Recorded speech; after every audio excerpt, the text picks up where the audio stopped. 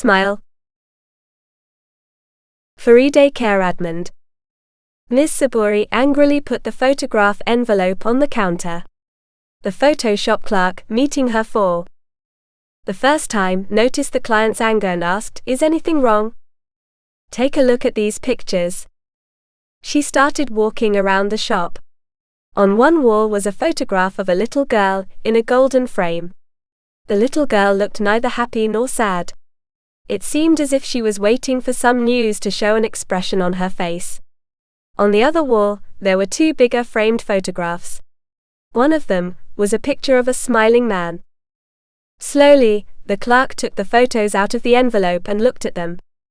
There were 6 6x4 colored pictures of Ms. Saburi. The clerk raised his head.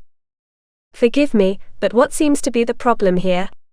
Ms. Saburi asked, "Is Mr. Mokhtari in?" "No, but he should be here any minute." "You are not aware of this problem." "What problem?" the young man asked. "Look, mister, I don't know your name.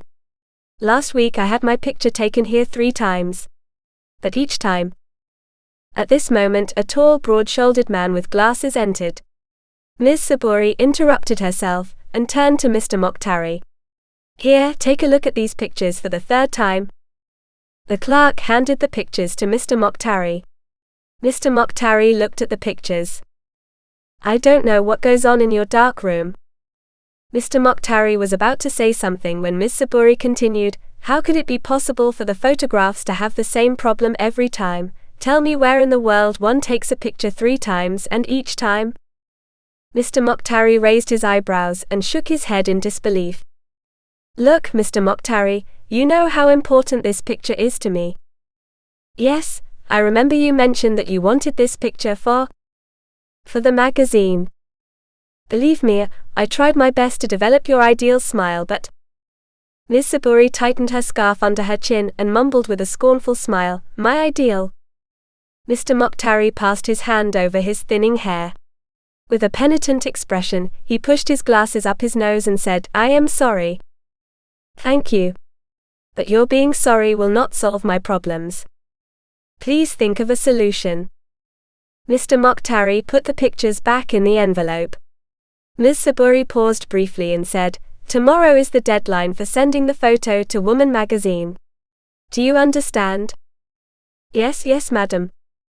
The clerk was sitting in a leather chair, following the conversation closely and staring at a spot on the floor.